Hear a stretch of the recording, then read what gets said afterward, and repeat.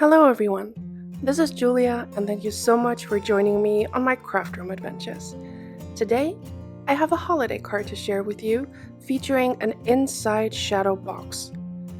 I used a tutorial by Jennifer McGuire and the Hello Bluebird stamp sets Oh Christmas Tree and Christmas is Coming, as well as the Winter Woods overlay die. You may be surprised to see a Christmas card in February, but I recently saw a blog post by Jen Shirkus, and she has a series called Get Cracking on Christmas. And it's all about being prepared for when Christmas rolls around. As you may know, I had to cut my Christmas card series very short, and for me this is just the perfect excuse to still use my holiday stamps year-round. So for 2020, I will be posting a holiday card or project on every third Thursday of the month. This is my first, and as you can see, quite different for me, I am coloring with Copics.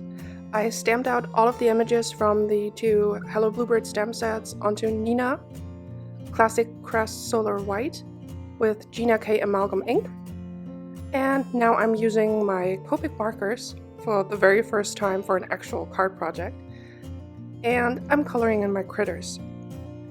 Here I'm just using E11 as my lightest shade and E15 as my darker shade. For the wood colors, I'm using E25 and E29. I'm just shading in the darkest areas with the E29 and then blending out with E25, going back in with a darker shade to just create some more shading and a little bit of what is supposed to look like wood texture. Really need to work on that one.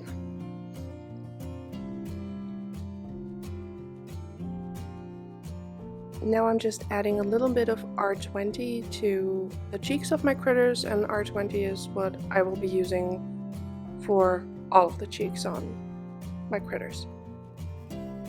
Now I'm using some cool grays. My darkest shade is C5. I'm just putting in the shadows where I want it to be darkest, blending that out with a C3,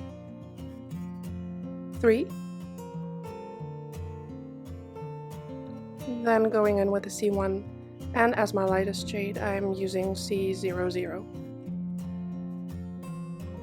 I usually use 2 layers.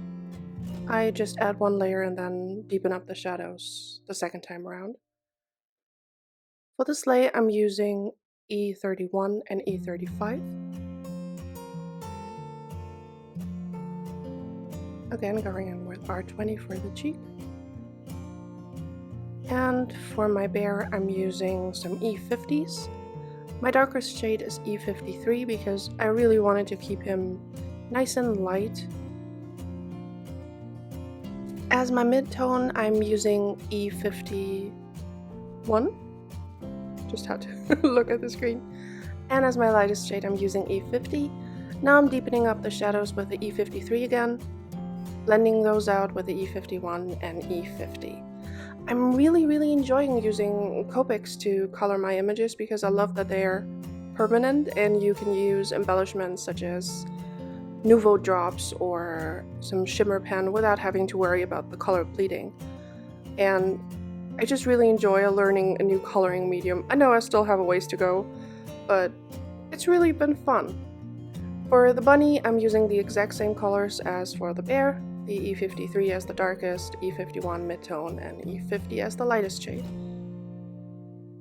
Again, going in to add a little bit more blush. Going in with the same colors for the bear for the inside of my inside shadow box. E53, E51, and E50.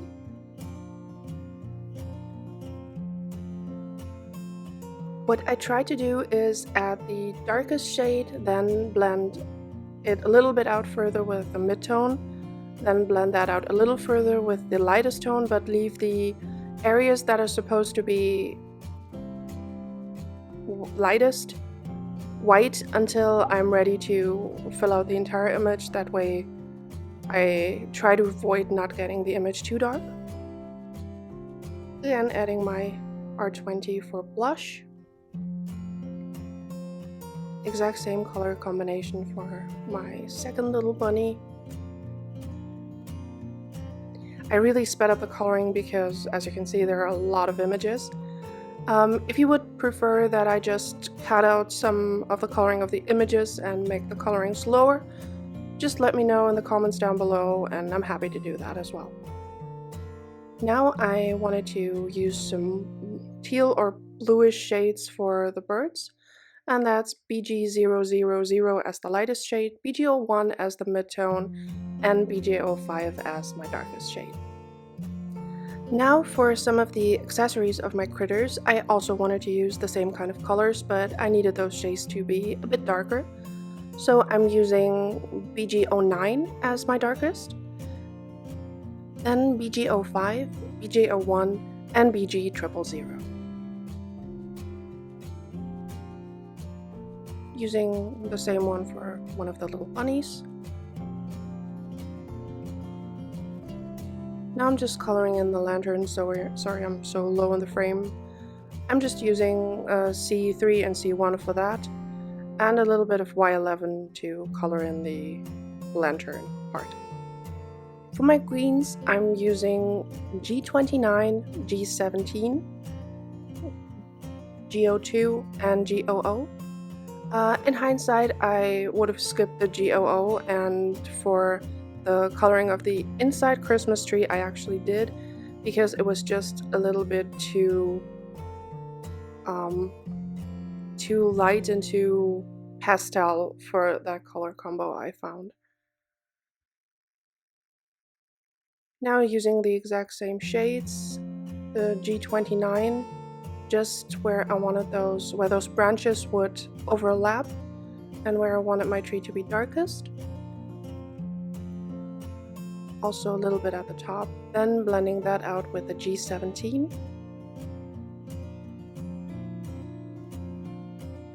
Again, just going over the edges until it's nice and blended, or as good as I can get it right now. And then blending those out with the G02.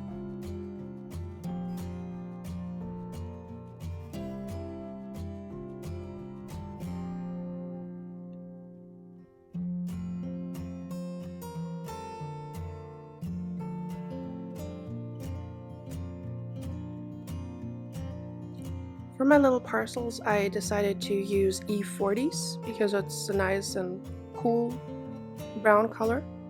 And I'm using E43 as my darkest, E41 as my midtone, and E40 as my highlight.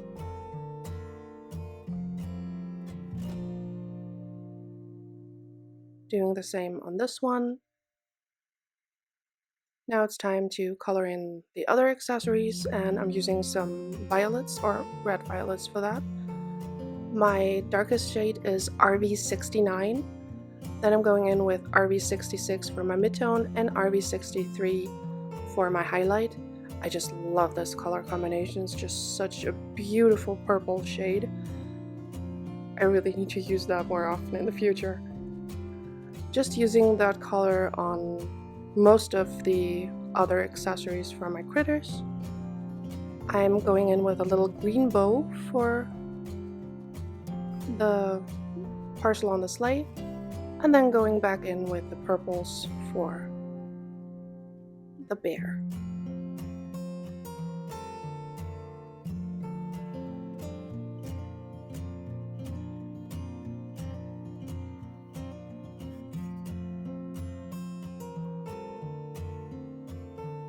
Now I'm just using the exact same shade combo to fill in some of the other elements, like the little bows on the presents.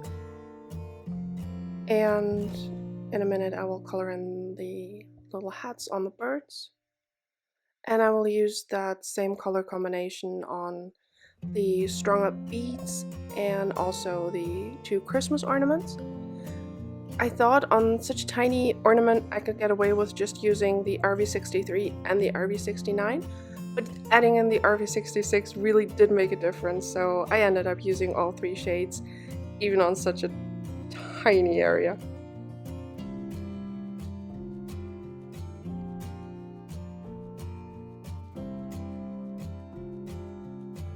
Again, going in with the same blue combination as before to color in that bow. Now it's time to create my card base. I'm using some ballet slippers cardstock from Lawn Fawn, and I'm just cutting a full sheet in half. And I'm left with 2 sheets that measure 8.5 by 5.5. The first piece needs to be scored at 4 1/4 to create just a standard A2 size card base. I'm sorry, I didn't realize I wasn't in frame, and it happened the second time as well, as you will see, so I just cut out the scoring and I will leave the measurements on screen. I'm just reinforcing the score lines with my bone folder, and now I'm just cutting off 1/2 inch on one of the sides of my A2 size card base.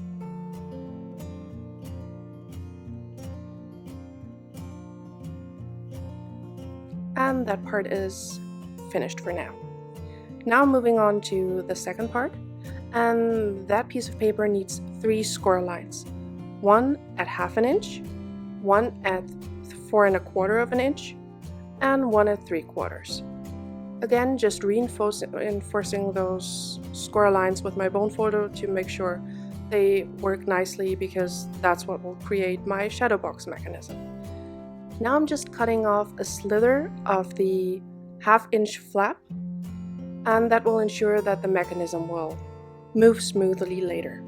Now I'm just cutting in the window, and I'm using the outside-in stitched rectangle stackables by Lawn Fawn, the second largest size. I'm just placing that on my panel using some Post-it tape, and that creates my window. Now I'm just trying to see how the mechanism will work, so I'm adding some score tape to the 1/2 inch flap, and also 2 pieces of score tape to the shorter end of the A2 size card base, the one where we cut off 1/2 inch. You can just leave that for now, and I will get started on decorating in a minute, because it's a lot easier to decorate the inside of the shadow box when it's not assembled yet. Again, reinforcing all of the score lines. You will see me do that again later, because it just makes it that the card moves very, very nicely. I didn't want to add any more bulk to my card, so to avoid adding another panel on top, I ink blended directly on the colored cardstock. I'm using spun sugar, Warren lipstick, seedless preserves, and black soot distress ink. And you'll see me inking up the inside of my shadow box here, and I'm using the exact same colors and the exact same technique for the front of my card as well. As usual, I'm just blending the colors back and forth to create a smooth blend, and I'm really liking how the colors lay on top of the colored cardstock. I'd never tried it before, I only ever used Bristol, so it's nice to have that option as well. Especially for darker colors, you don't need to use as much ink. Now I'm just splattering on some water and drying it off with a paper towel. And I'm also using Dr. P.H. Martin's Bleed Proof White, and I thin it out with some water, and I'm just splattering that on my panel for an effect of snow. Like I mentioned, I did the exact same thing for the card front. I die cut 2 hill panels using the Grassy Knoll dies, and I'm just ink blending those with Spun Sugar Distress Oxide ink. And I also die cut the Winter Woods overlay, and I cut it to size to fit inside my shadow box. And I'm also adding a little bit of spun sugar on that, so that it's not too harsh. There I'm just using some Suki Neko, I think it's called, shimmer spritz, to add a little bit more shine to my panels. And now it's time to stamp my sentiment. was really proud of myself for not forgetting it this time. I ink blended a small strip of cardstock with the exact same oxide colors as before, and I stamped the merry and bright sentiment from Christmas is coming, and I heat embossed it in white. Now it's time to decorate the inside of my shadow box. I die cut the Winterwoods overlay and I cut it down to fit behind the window of my panel. I'm just using some liquid glue and an acrylic block to make sure it adheres nicely. Then I'm placing down the hill that I cut. I just cut it a tiny bit shorter than the panel actually is to make sure it doesn't get in the way of the mechanism. And now I'm just having a look just checking if it looks the way I want it to. I'm adding the sentiment strip just with my reverse tweezers. And I'm just making sure that the box moves, and I leave it propped up like this while I add the inside sentiments just to help with my placement. I added the Christmas tree and I'm adding the presents just directly to the background because you can't really add anything like foam squares or foam tape to the inside or it would make your card really bulky. Now I'm just adding one little bunny directly onto the background. And for the other images, I will be adhering them to the back of the frame to create a second layer of dimension for my images. Just holding that in place with my reverse tweezers. And now I'm adding the bear to the left side. Just adding some glue on the parts that will stick to the frame. And that way it really looks like they're standing in front of the Christmas tree with lots of dimension. Also adding in some of the decorative string just around the bottom so that it looks like our critters are about to decorate the Christmas tree.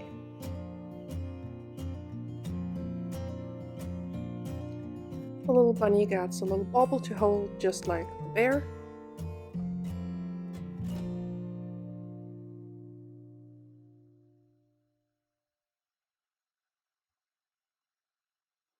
I added a little piece of the string to the bunny on the right. I adhered the two birds to the string to make it look like they're holding it.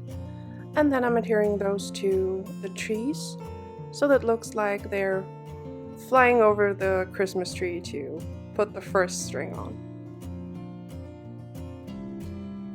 Now it's time to assemble my card.